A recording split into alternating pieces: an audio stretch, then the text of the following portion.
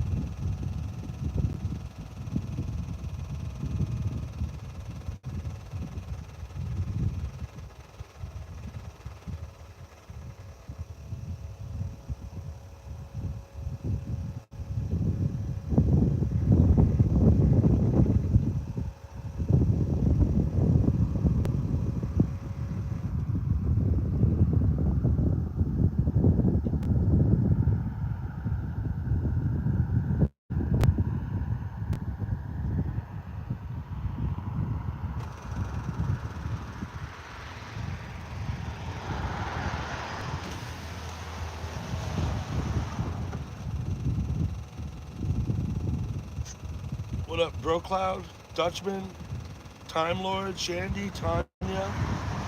We got clouds. First of all, let me know if you can hear me in the chat because I'm actually sitting in my car talking out of my window. I have the tripod set up with the phone on it.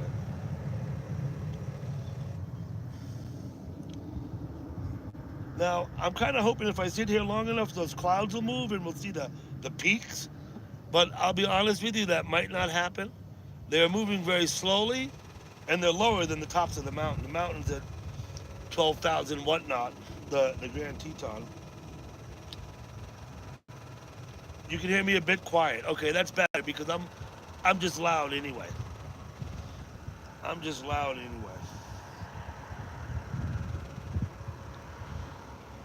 So Dutchman, I don't want to say too much, but I drove past that spot to get here, and when I leave here, I'm driving back by that spot. Um, I'll just let you know that I'm not trying to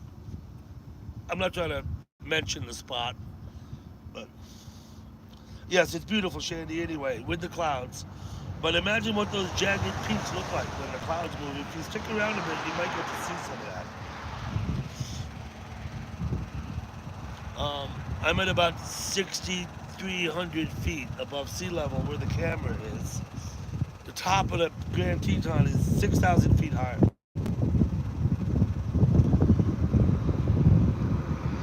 than me. Yeah, higher than the elevation of the camera. What's up?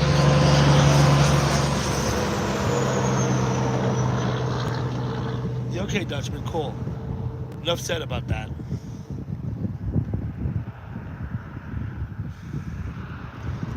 I used to live up here, Time Lord. For a long time, I lived up here. 20 years. I got married twice, lived in when I lived here, and I had 5 children, all in the Jackson Hospital. All of my children are cowboys. I'm from New York.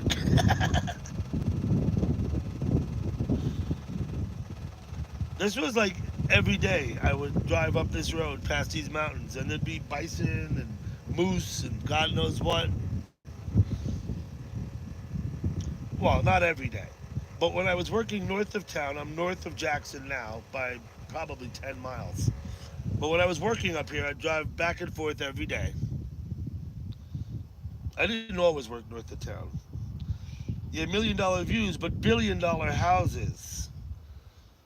Dutchman, I mean, try and buy a house anywhere around here for less than $1 million. You won't find it. I mean, you got to go far away. You know what I mean?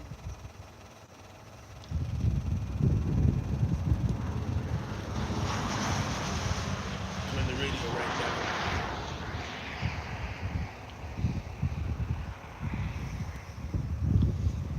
Well, I'm glad you all here enjoying this.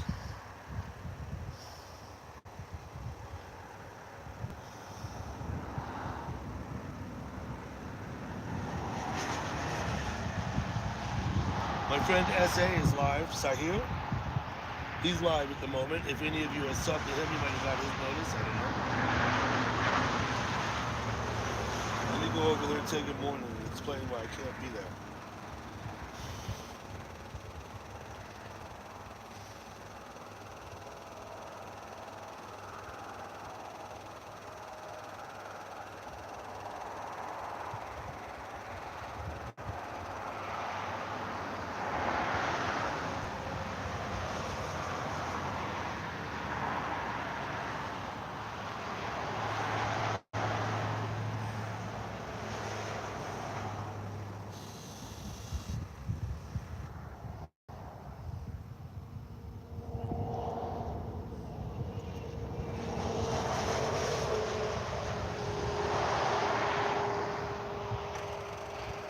Okay. Oh, let me say hello to somebody there.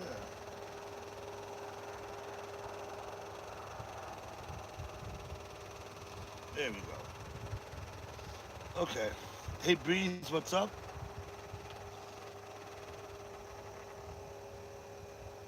We're trying to look at the mountains. All the way on the left side, that's Death Canyon. What you're looking at, that steep, that sits above Phelps Lake. We used to hike up and go and hike up inside the bottom of that canyon. My brother, my younger brother, he scaled El Capitan and he's scaled the Devil's Tower, and he scaled the walls of that canyon. I don't know if the north side or the south side, but yeah, I imagine he would have scaled on the right hand side because it faces the sun. We're very far north here. Oh, it's Brown Dog, Time Lord, and Brown Dog. I hope you guys are doing well.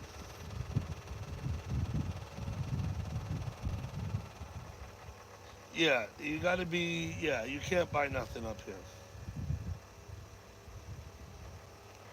Oh shit, my screen is all cracked on this. Like someone dropped something on it. That could only possibly have been me. Oh well. I'm talking about the tablet I'm sitting on.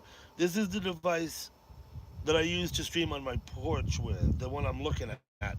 I'm using my phone on a tripod to live stream today. But I guess it's not the end of the world. Spiderweb cracks in the bottom right corner of the screen. That sucks. But whatever. I travel around. I keep them in computer bags, and I also keep some in book bag. Yeah, I guess I might have not been as careful as I ought to have.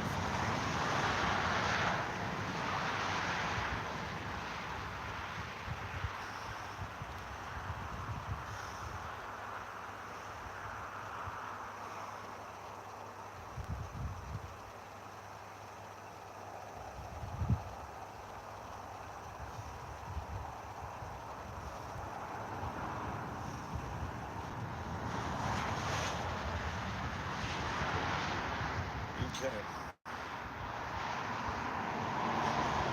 So I'm gonna sit here for a while. I'm gonna sit here. I was thinking I'd give you like an hour. I'm really just sitting in a pullout on the side of the road by Moose, Wyoming, north of Jackson. People do this all the time. It's the off season now. Thank God. It's still very busy, even though it's the off season. But sometimes in this turnout where I am, if there's game in the field, buffalo are often here in this field. Um, the turnout will be packed, full of people.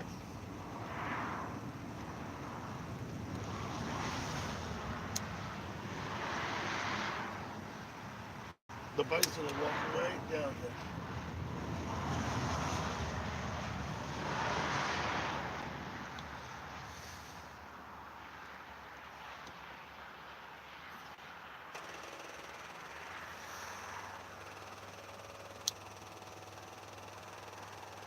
There's still a few elk on the elk refuge. I drove past it on the way up. I think they expect between 9 and 12,000 in the winter. But of course, now they're all heading back to the hills. I would say I might have seen a couple hundred head of elk on the refuge as I drove back.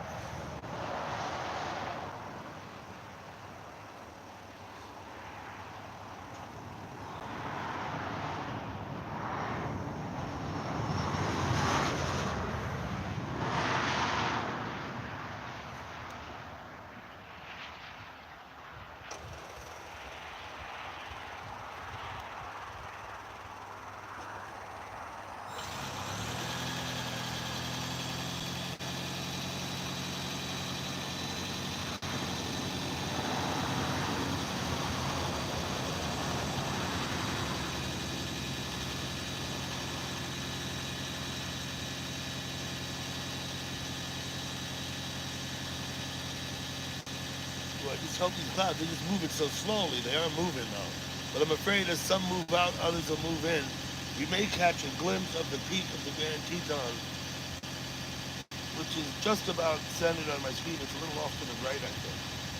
Um, we might.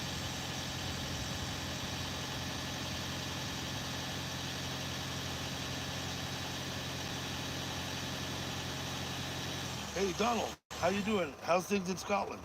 Still winter up there?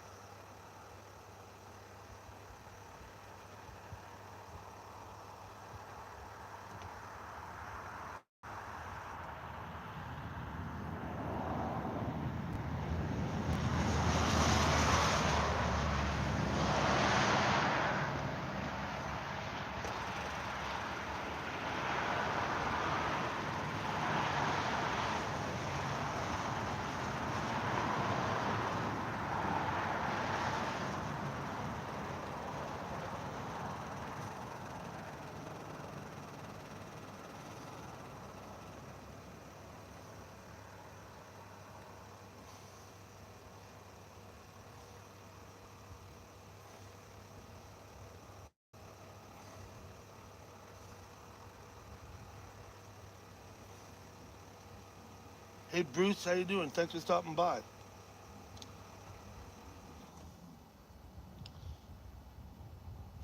Bruce, we're looking at the Tetons this morning.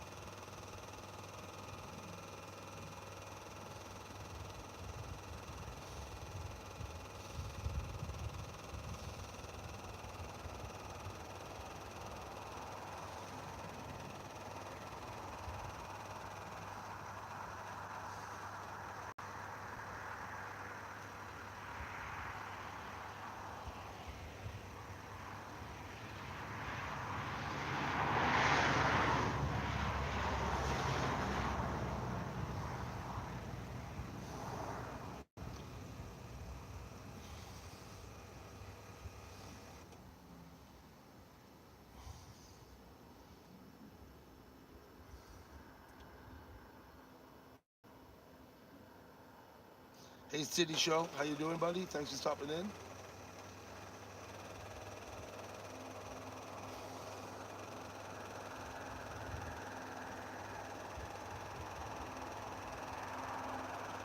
Yeah, Dutchman. It's actually a figure of eight. The road in Yellowstone is two loops, one on top of the other. And of course, you drive the whole thing, you get most of the aspects of Yellowstone. The best things I've ever seen in Yellowstone, I had to park and walk for an hour to get to. And they say there's that the most of the best of it is remote, not near the road. You get the geysers and you get the waterfall and stuff, but the beautiful places are you got to walk to them.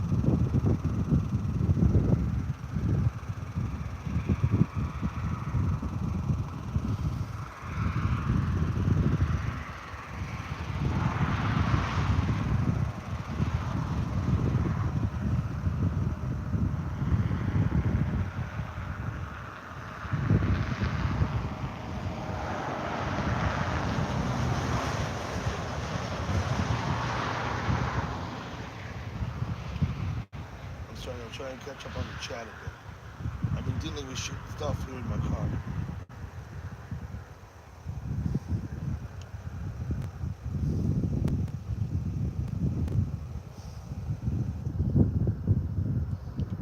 Thank you, Dutchman. Racing King, how you doing? Long time no see. Thanks for stopping by.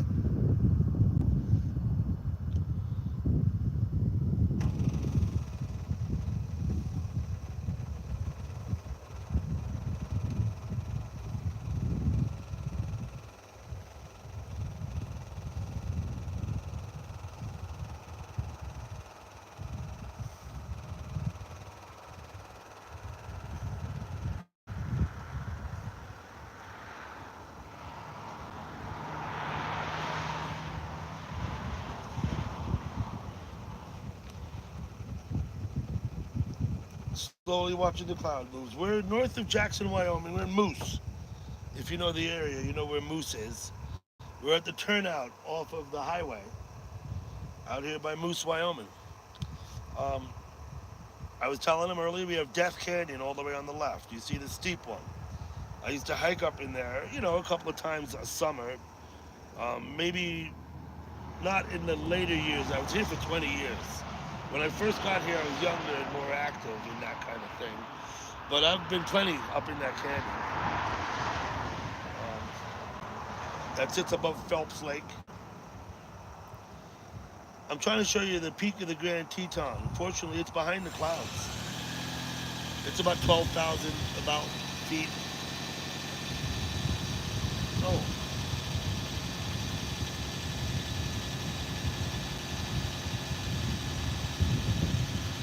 yeah, it's just to the right of the one you're looking at. It's to the right of the center of the screen, the Grand Teton. It's behind those clouds. Yeah, they have the Teton Mountains, absolutely. Teton Mountain Range.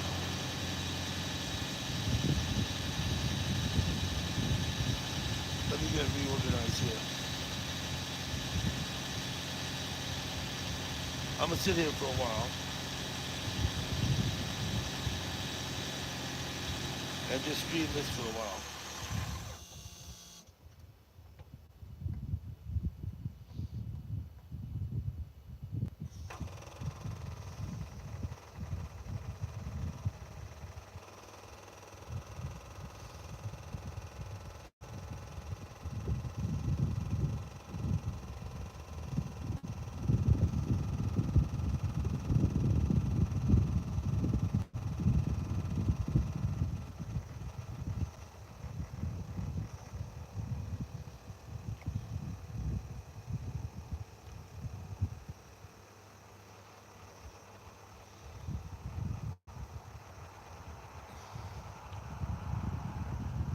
Plenty of snow up here.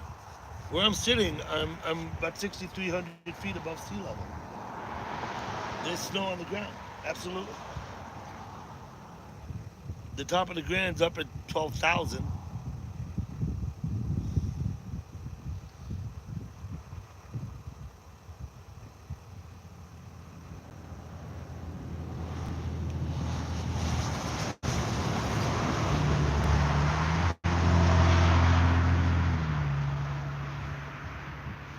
Hello, Jed Holder.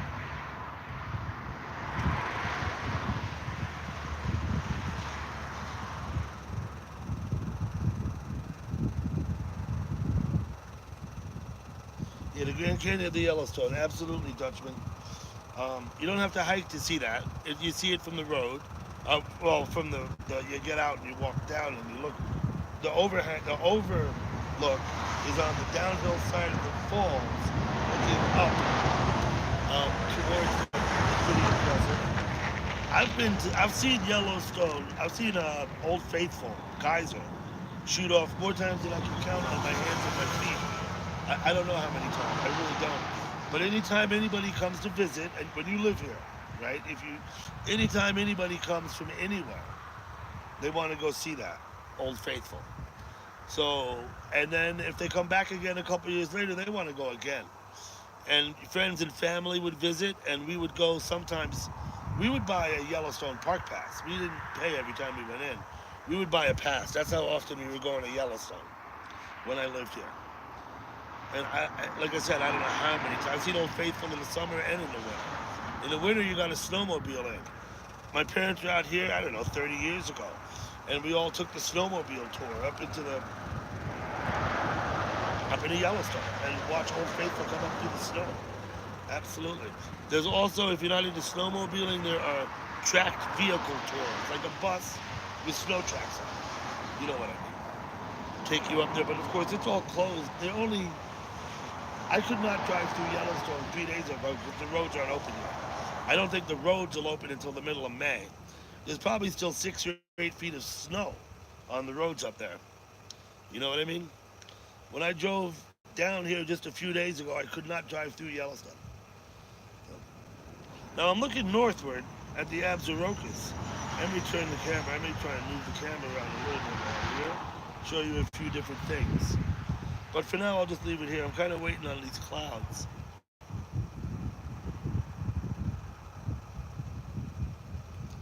but they're not cooperating. You can see a couple of peaks, but there's still peaks up in the clouds that we don't see.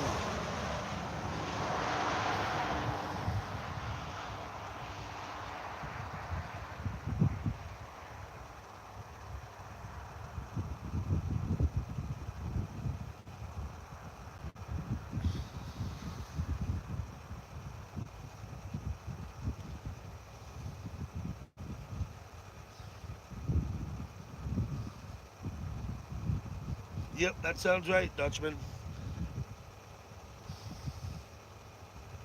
We never bought the lifetime pass. We would buy the every beginning of every season in April. But we had a pass. We just drove through and showed the card and drove through.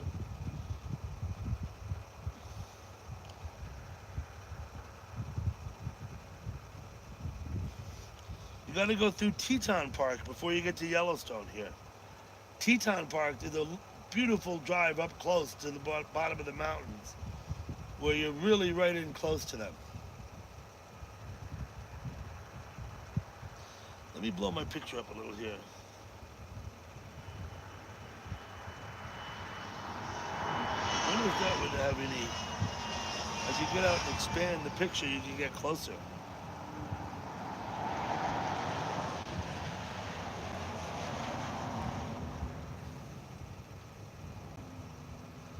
When I look north, I see the Absaroka Mountains. They're in the distance, much farther away. I'm probably a few miles out from the base of these mountains. Maybe three, right? Maybe four. I'm not very far away here. Now, the Absarokas is still 50 miles away. I see them prominently. I'll see if I can show you.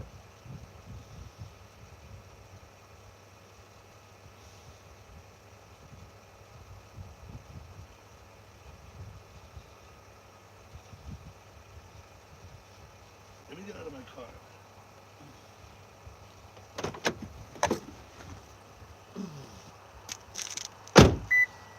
Okay, I'll spin it around a bit, then I'll try and bring it back to this point. Now, I'm looking north,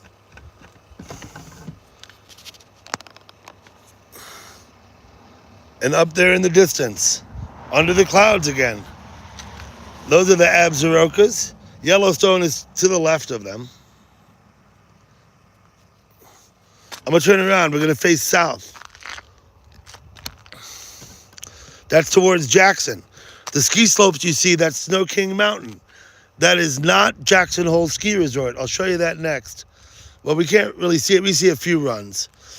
That is what they call, when I moved out here in 1989, it cost $18 to ski there for a day, to get a one-day ticket. That's Snow King Mountain. Now it costs about, I think, 95 or 100 bucks for a day ticket there. We called it the Town Hill. That's what we called it. Let me see if I can get closer to that. There you go. Jackson's on the other side of that butte at the bottom of that hill. The town, that is. Now, Jackson Hole Ski Resort is here. We're looking at it now. Wait a minute. Right in here. It's got a few clouds on it, too. That would be Jackson Hole Ski Resort and Rendezvous Mountain, Rendezvous Bowl. And, Rendezvous Peak is over there. Now, but that's Phelps Canyon. That canyon you're looking at right in the middle of your screen. And that's Death Canyon. Phelps Canyon on the left, Death Canyon on the right. And I'll put you back over here at the Grand Tetons. These are the big mountains. I hope you enjoyed the tour.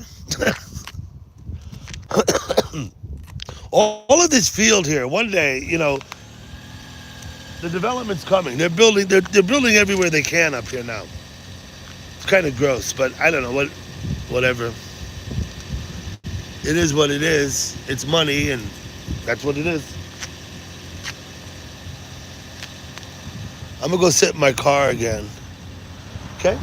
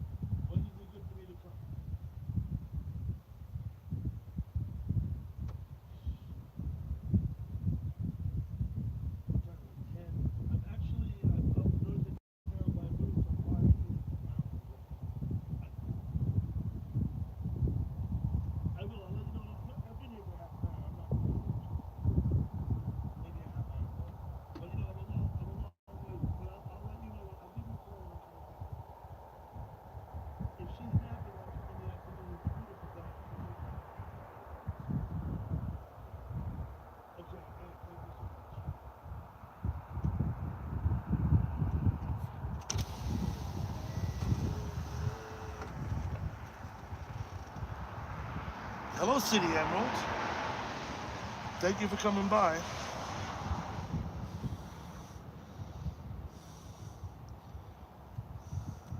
I'm just trying to show a little of the scenery around here. While I'm here, I figure it might as well. Mary Bernie, how you doing? I'll give the camera another spin before I take it down. I've been up, what, half an hour? I may be here another half hour. And then I'm going to head out. I have a few things on my agenda today. I did really want to get up. I wish there were no clouds, because it's spectacular when the clouds aren't here.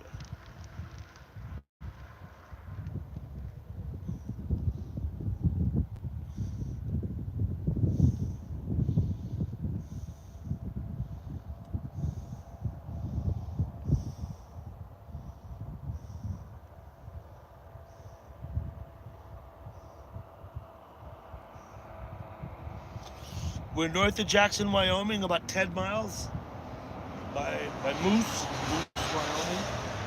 We are in Teton Valley, Wyoming, looking at the Tetons. The short answer is we're in Wyoming. That's the short answer.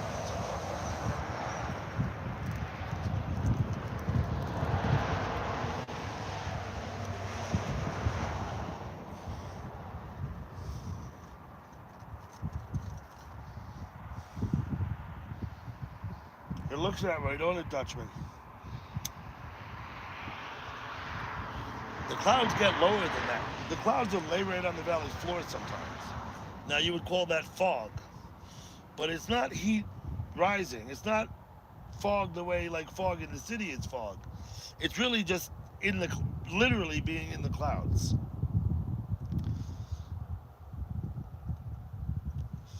We also get an inversion in the winter where it's actually warmer at the top of the mountain in the sun, because on the valley floor you're buried in clouds.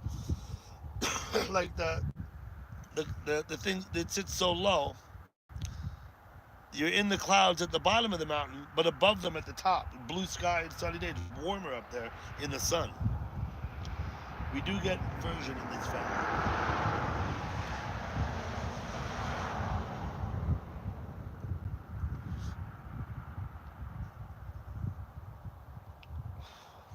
Now let me try and scroll back and see what I did when I moved the thing around.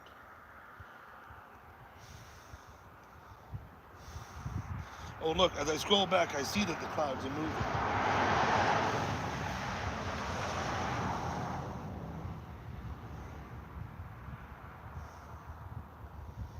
Yep, okay.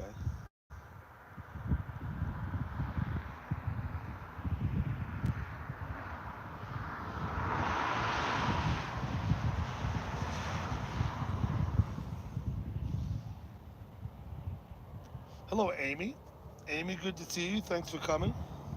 I assume you can hear me, right? If you can't, yell at me and I'll make amends.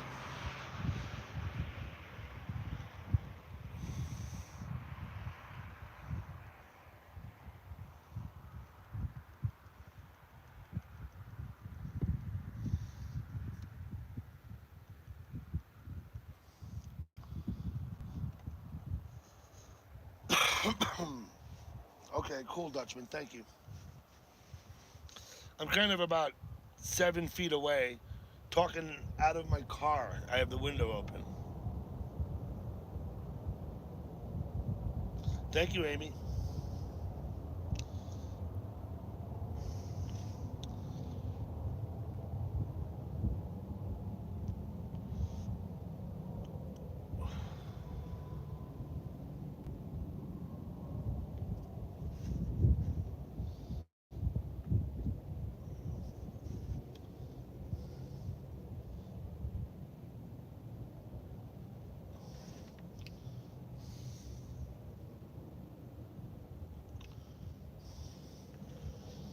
I'm at about 6,300 feet right here, Dutchman.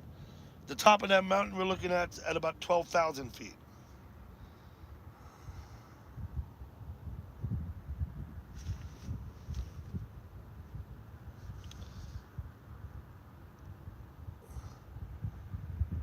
and I could see the peak now.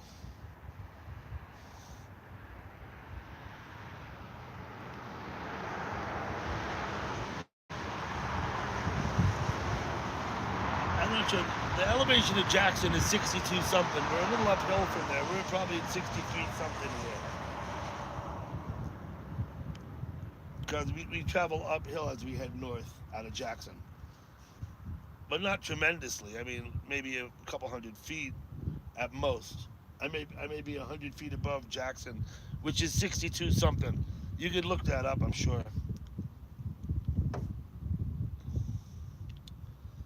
It's high plains up here. Hello, Cosmo. How you doing? Yeah, they're beautiful.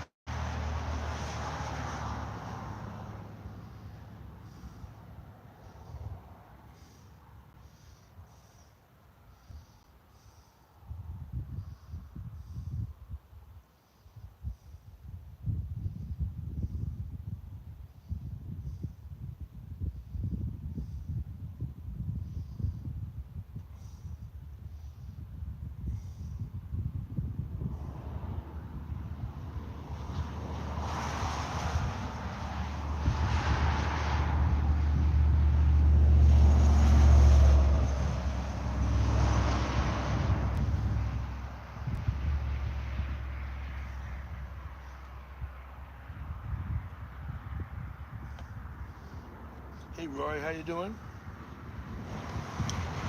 They're pretty grand. Yeah, you got some mountains there. I see. Cool. We are in the mountains.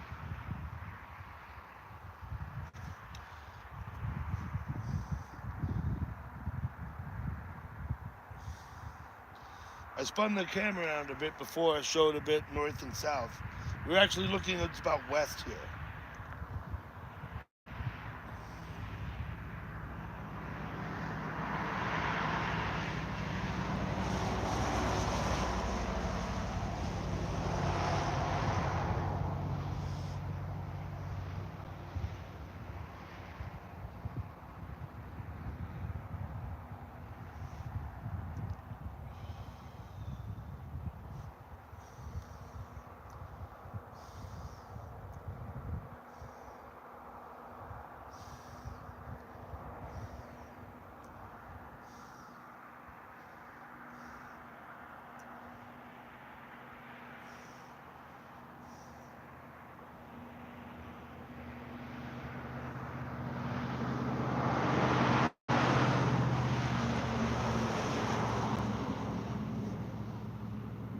Twin Cities, of course, is a reference to Minneapolis St. Paul, right? That's why they're the Minneapolis Twins.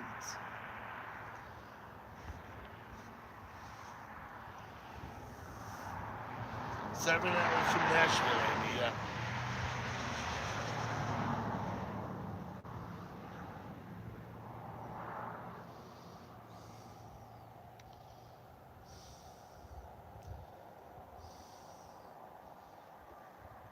Everyone has a twin, huh?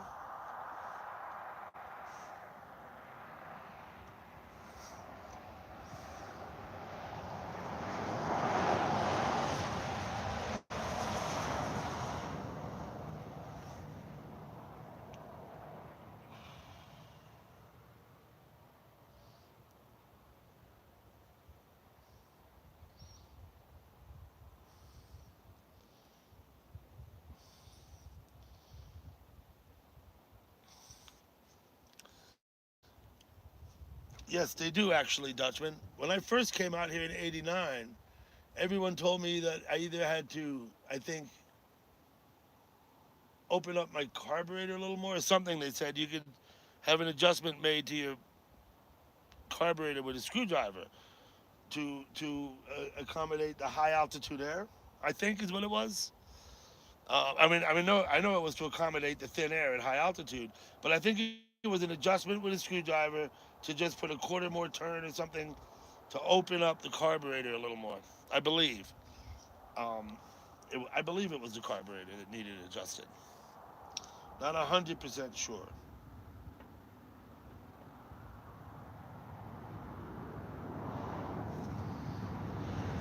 But yeah, old cars, they get better mileage if you make the adjustment when you get at altitude. Otherwise, they'll still run, but they won't run as efficiently and as well, or something like that. As efficiently, I suppose.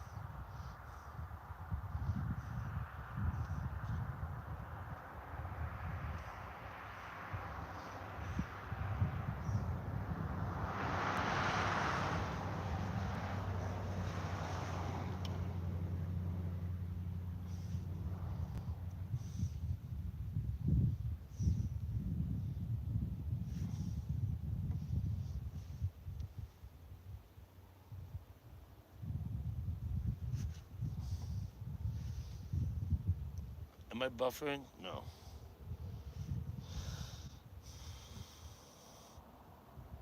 Sometimes it spins on my device in my lap, but it's not spinning on the live stream. I don't know why. Hey, Weston. Weston, have you ever seen mountains before? These are mountains. I'm kidding, Weston. We're in northwest Wyoming, looking at the Tetons. Um, that's where we at.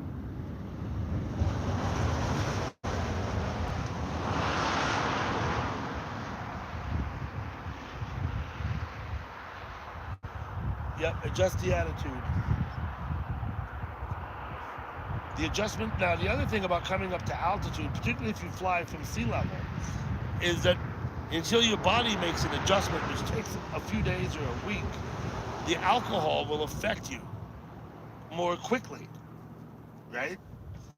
Um, because of the altitude,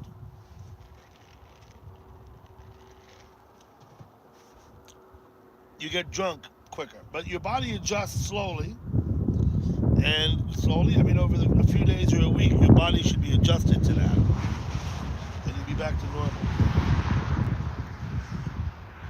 That might affect your attitude.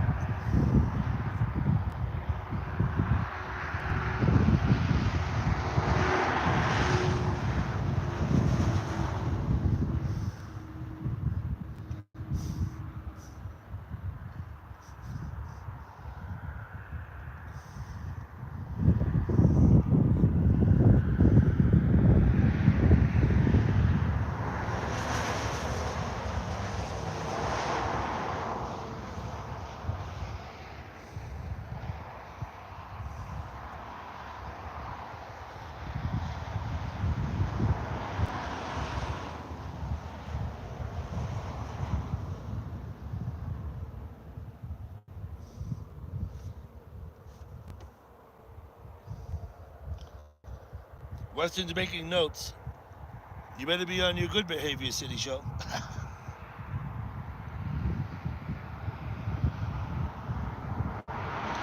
Yes, in fact, a couple of days ago on my live stream, I encountered buffalo in the road. Um, it's on a live stream a couple of days ago. It was a frustrating day for me driving through the Gallatin Canyon because the thing buffered the whole way.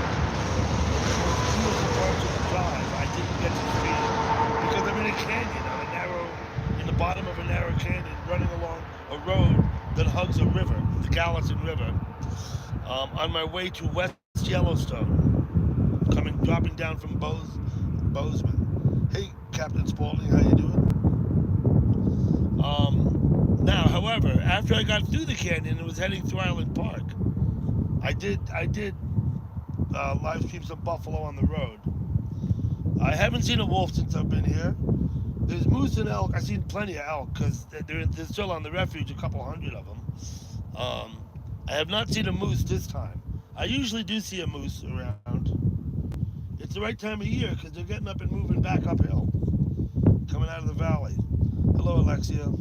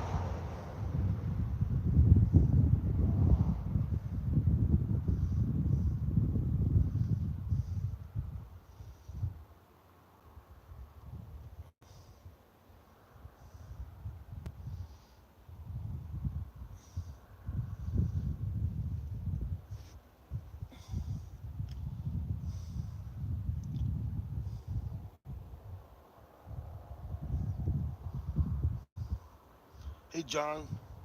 Thanks for coming over, John. It was about 34 degrees when I got up this morning. It's going to be in the 50s. It might be there already. I don't think we're going to hit the 60s today, but it's still going into the mid and low 30s at night, and even colder. I guess it could be, but probably not while I'm here. It can snow up here any month of the year.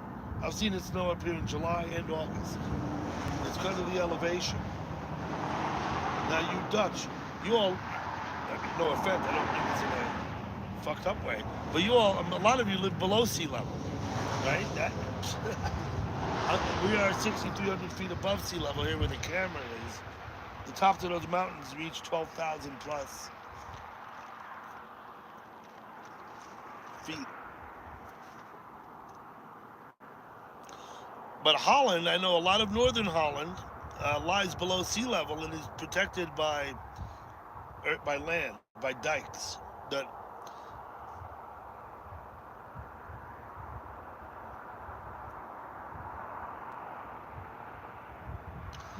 well, that's the Grand Teton there. That one you're looking at right in the middle, just off center to the right.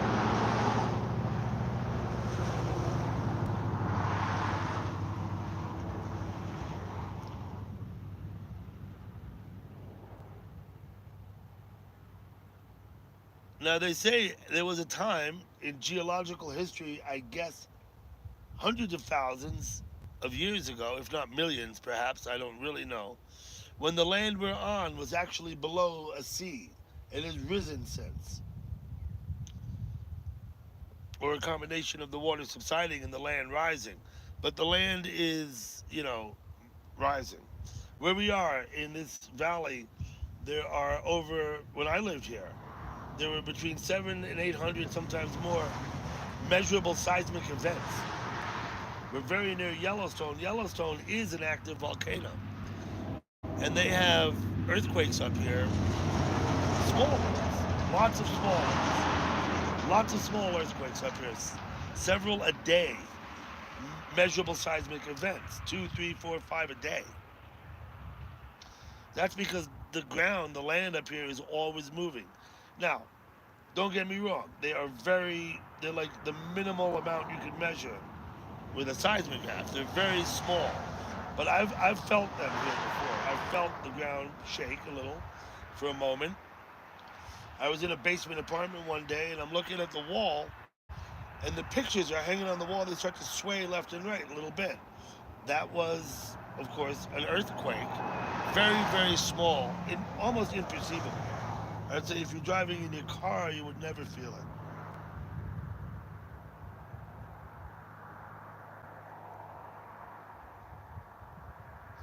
What do you do? He tied a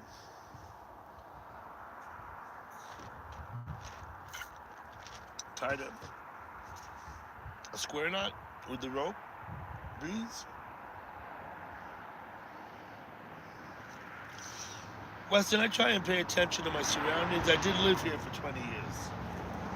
You know what I mean?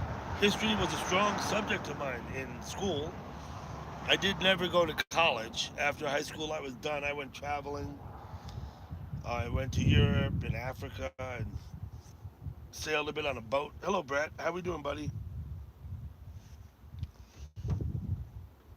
But I try and pay attention. I try and be aware of it from a geological standpoint where I am. When I'm driving across the country, I like to know what river basin I'm in, and all kind of stuff like that. People think it's a bit, over the top to be worried about these things, but I'm not worried. I just want to know. I'm curious. You know what I mean? Um, I try and be geographically and geologically aware.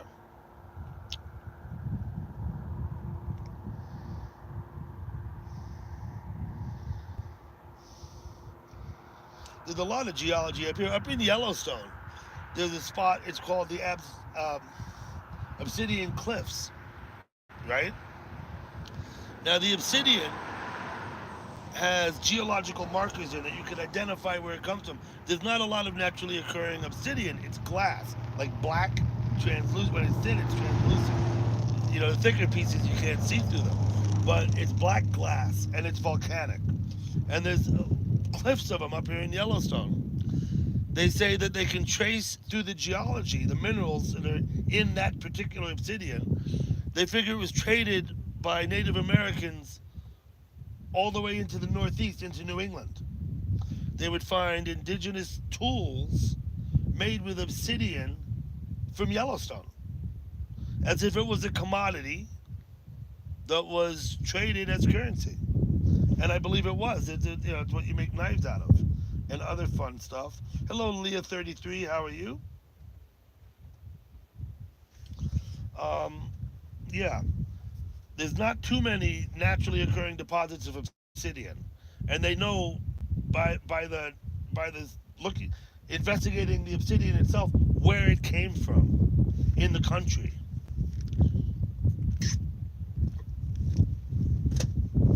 So I reckon there is some Blackfeet or some Nez Perce up here taking advantage of the obsidian cliff, sitting there chipping away at it, making tools, and trading them with other indigenous people throughout this region and regions farther afield. They find it literally, I think, in Connecticut. They found obsidian that was from Yellowstone. And I would have had to get there, right? So that speaks of a developed trade route, right? Doesn't it? How else? Brown dog came back. Cool, man.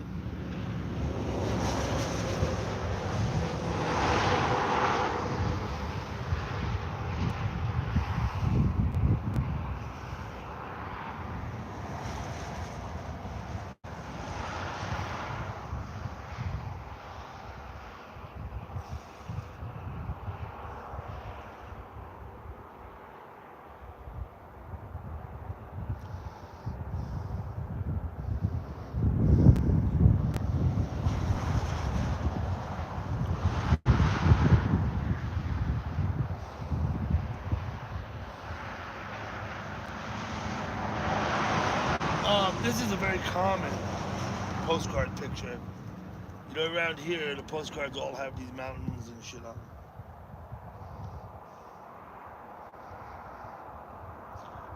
Brett, once again, that's more because I'm curious that I know things like that.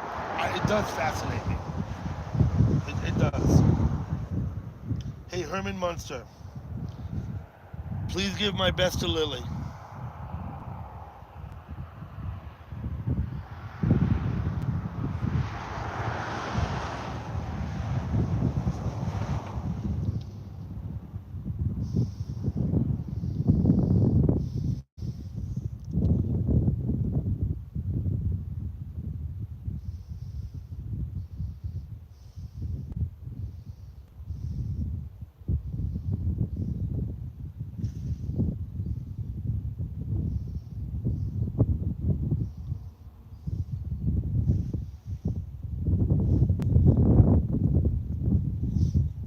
Uh-oh, I better go check over here.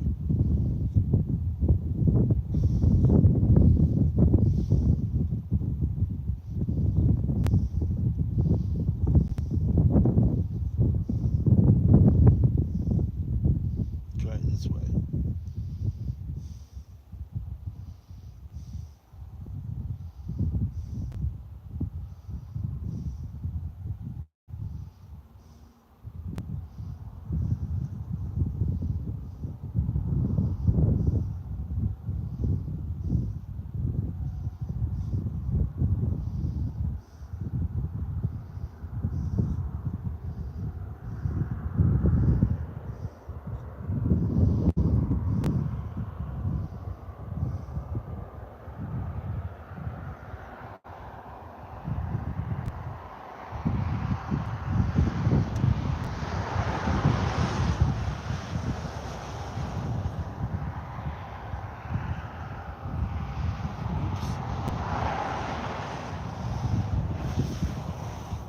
I can do that, Brown Dog. I can email you a few photos.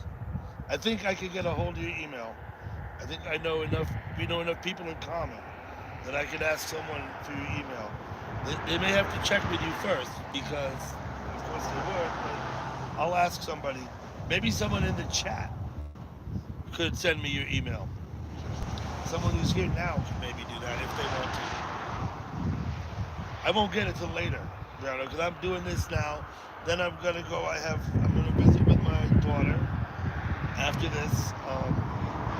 But I'll get sitting down. I'm staying at my son's place. When I get back in there later today, I'll get sitting down. I'll look through my emails and stuff.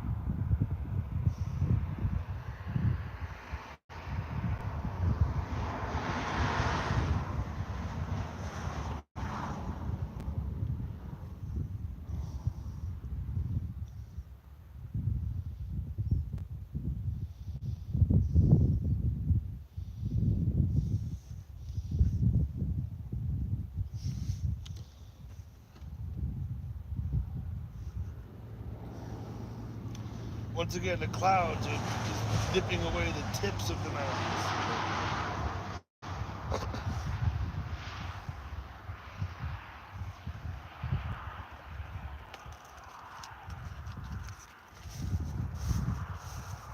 But I can't move the clouds. I considered driving up the Grovon Canyon and get to a much higher elevation, up by Slide Lake. There's a view, but it's way more distant. Like I said, we're about 3 or 4 miles. If I go up there, I'll be more like 30 miles. And so it'll be a more distant view. But you get to see the whole range north to south. Right here, which is basically, I'm looking northwest. The range continues further to the left, further south, past Death Canyon there on your left.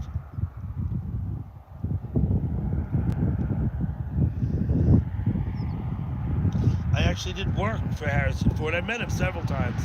He had a kid that played soccer when my son was about 8 or 9 years old, playing that kid's soccer. I used to see Harrison Ford at the soccer matches.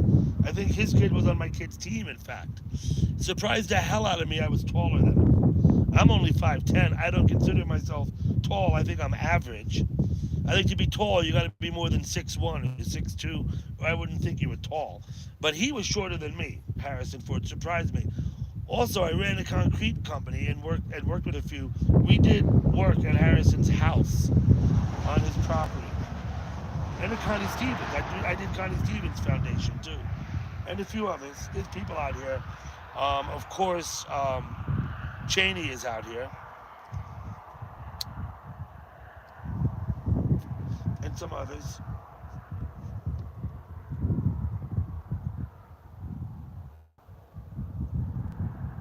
Alexia, are you in Key West at the moment? Why don't you go on that cam down there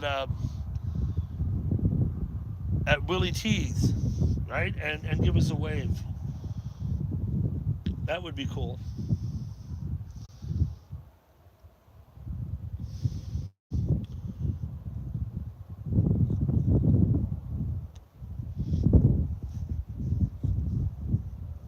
Hey, Fatty Lumpkin. Good to see you, buddy. Thanks for stopping by. How are things out there in Venice Beach? Everything out there is good, right? I don't even have to ask. I know everything's good. Let me go there and look right now. Yep, things look like usual out there. I must say this about that cam out there, that one I just mentioned. That's a nice place to hang out and chat. You don't have the bullshit.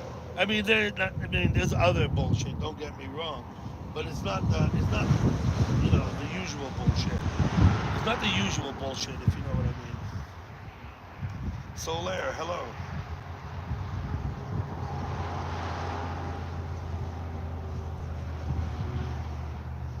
You're on the other side of the island.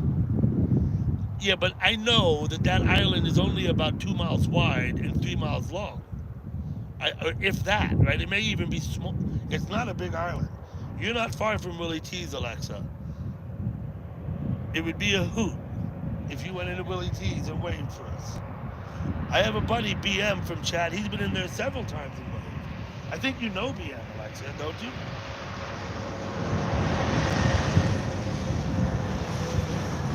Yeah, mod by mod.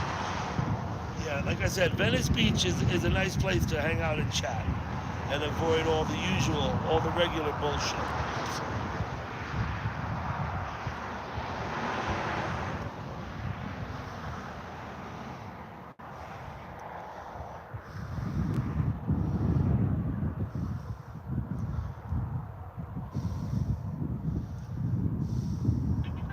Uh-oh.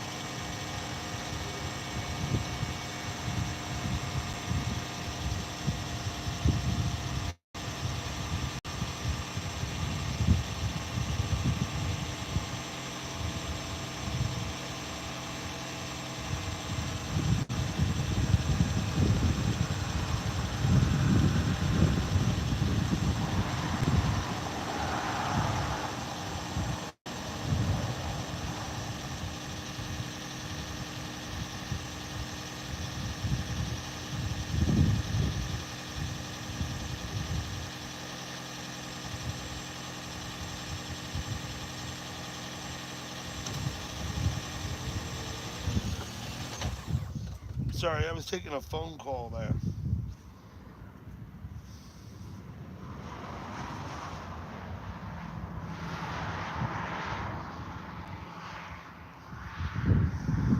You need a helicopter for that. People do get helicopter rescued up here. It's absolutely, I've seen it. You can stand down here and watch the helicopter. Well, I mean, not often. In the summer, a couple of times, people got helicopter rescued. On one instance, I actually saw the helicopter up there. People fall and get hurt, badly hurt. It's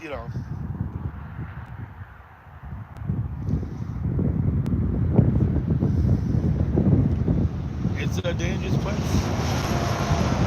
People get hurt by bison in the park.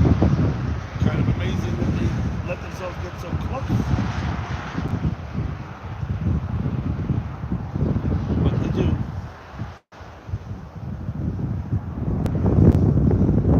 I dove within a few feet the other day of a bison crossing the road. But I know that the worst thing you can do in an instance like that is stop dead. Because that just agitates it.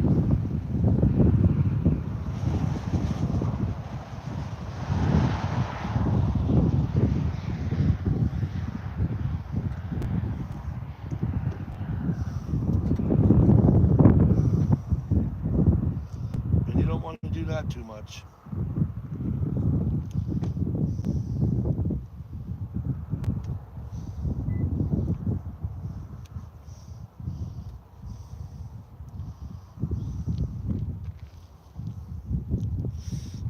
Mara's around, Fatty.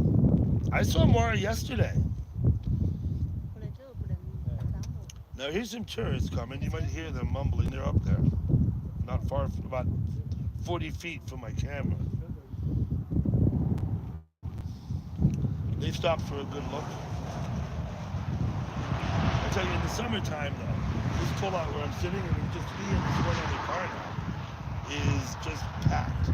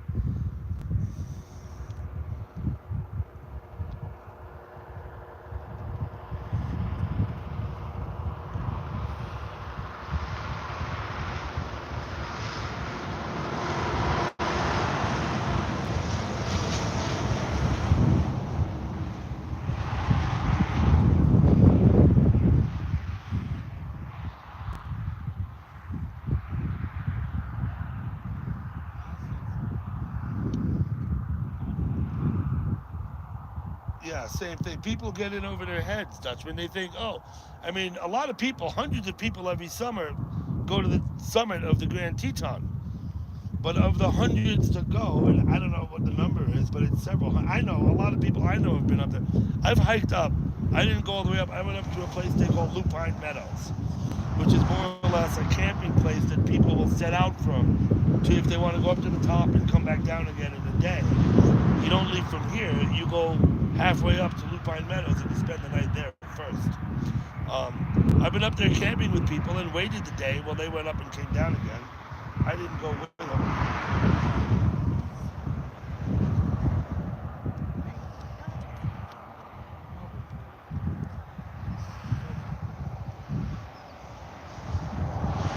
I've received postcards from Maura and sent her postcards in return as well, right?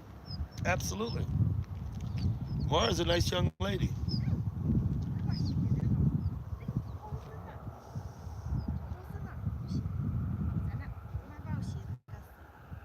You're taking pictures of each other. You see him all the way on the right side of the screen? There's a guy and a gal. That's the gal, and he's taking pictures of her while she stands there in front of the mountains. I don't know if you saw them. They were right on the right-hand side of the screen. Roy would be good. Yeah, he could live stream us up the Tetons. I think if you go on YouTube, I think you could find people doing that already.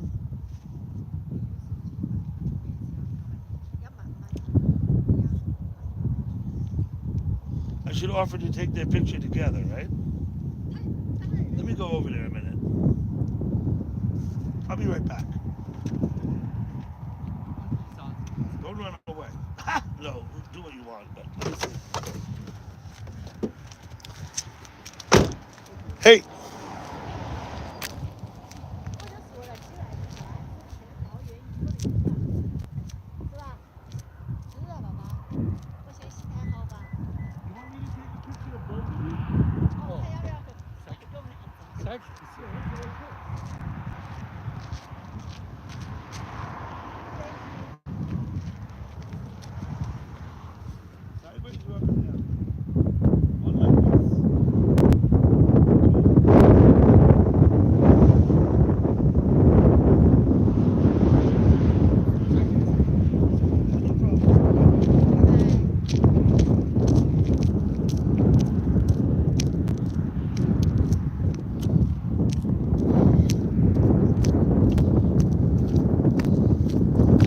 So they were taking pictures one at a time. I took the picture of the both of them. Okay. We'll be a few more minutes, then I'm going to shut it down. I got other things I'm going to be doing today.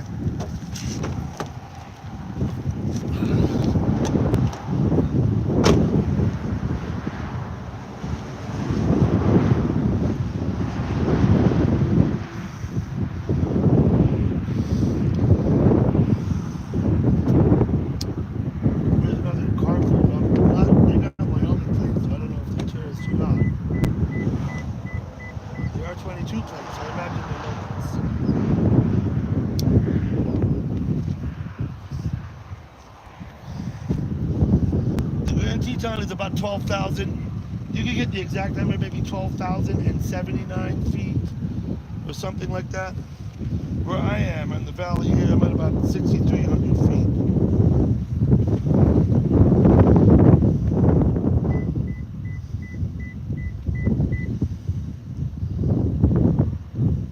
Oh, where I'm going to stream from next, I'm not sure. But tomorrow, I am going to stream while I drive from here to Denver and visit my brother.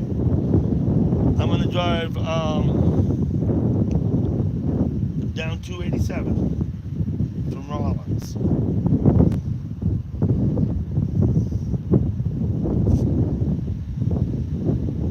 The clouds have really moved in and are really covering everything now, aren't they?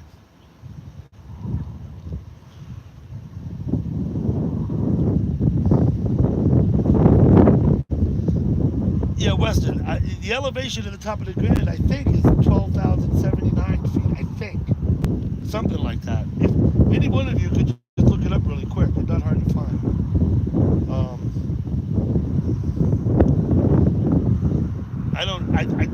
The number 12079 sticks in my head.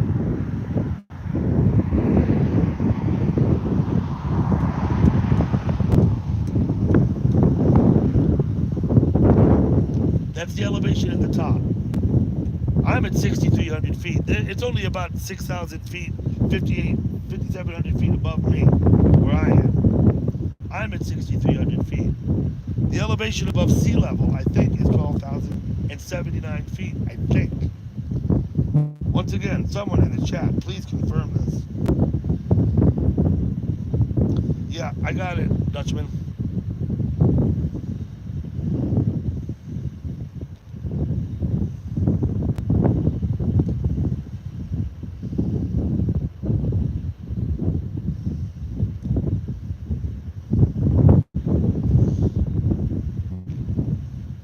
I'll have a sign. I'll wave. You'll see me waving from the car.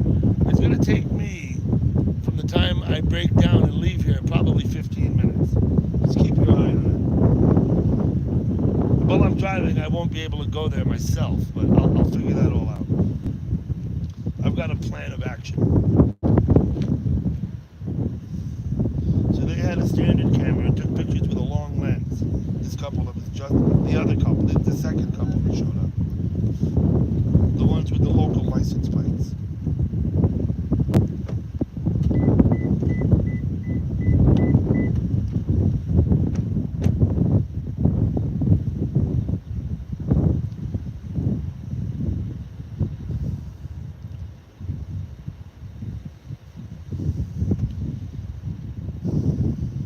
Hey Ray, good to see you.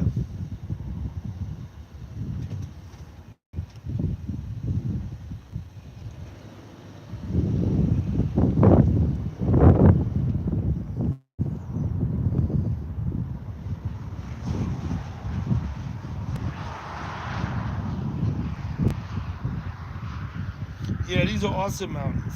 Absolutely. I have them tattooed on my arm. True story.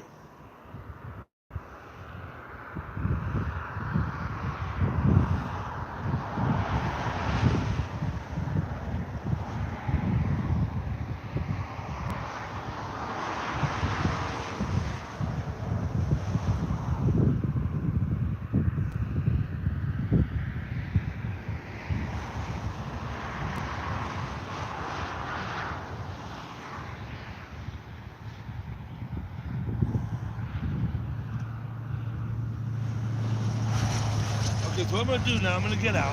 I'm going to give you the north and south views again like I did before. And then I'm going to shut it down. I'm trying to head about my busy day.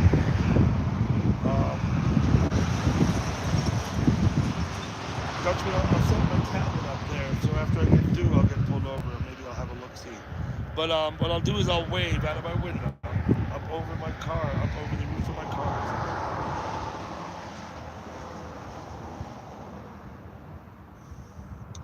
What am I missing? Oh, my storm chaser is live.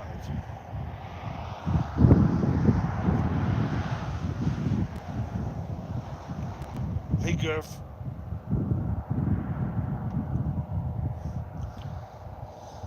So, Gurf, tomorrow I'll be heading down 287. Probably in the early afternoon, coming through that town that you live in. I'm going to Denver.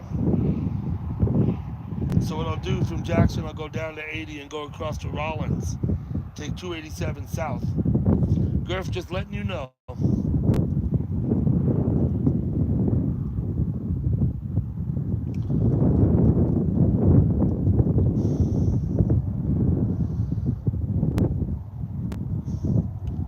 Okay, so I'm going to set about my business getting on the road. Let me go out and just turn the camera around a bit more.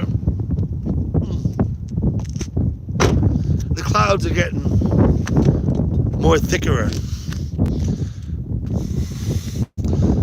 We can still see the Absarokas to the north. Let me, those mountains are like 50, 60 miles away. That's a long way off. Maybe only 40, but they're not close. It takes a long time to get up that far. Up to the Absarokas. This is Blacktail Butte. There's a sheer cliff on the other side. You don't see it. but it's a sheer cliff on the other side where people go and rock climb. I climbed there on that butte. It's the other side. I got to drive way up to show it to you.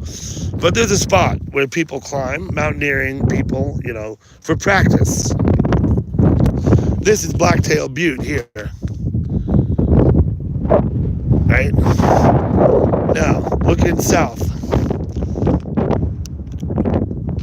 On the other side of that butte is the town of Jackson. And we're looking at Snow King ski area, the town hill. The town of Jackson sits at the bottom. Now, Teton Village, what's called Jackson Hole Resort, is over here, on the other side of that mountain. Oh, wait. Let me get it better. Oh, fuck. This thing's hard to adjust.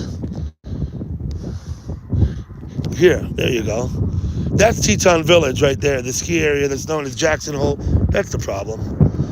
I had it expanded. Known as Jackson Hole Resort is there. It's about 15 miles from the town of Jackson. And you can see a couple of the slopes. They just closed the day I arrived here. It was Sunday. That's the day that the last day they had opened for skiing there. Here's a little more. Yeah, all of that. That's all Jackson Hole Resort. And that is Mount Rendezvous. You see the high point there? That's the backside of Rendezvous Bowl. That's where the tram stops, is up on the top of that. Jackson Hole Ski Resort. Now, we do get nice views of Death Canyon and Phelps Canyon right there. And you can't see the Sleeping Indian for the clouds, but I'm going to turn you a little bit to the east and show you these others over here. That's Jackson Peak, the one with the clouds right over it. They call that Jackson Peak. And other associated mountains up in there. Those are the Grovant Mountains. The Grovants.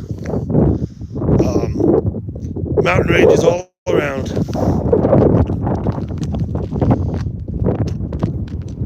Okay, I guess I have it expanded. I lose track of where I am. That's about where we started. You see the clouds have come in thicker. I was hoping they would go away, but instead they came in force. Okay, that's it. I gotta go. I got things to do. Thank you all for joining me this morning. I hope you enjoyed the mountains. I certainly enjoy them. Talk to you later.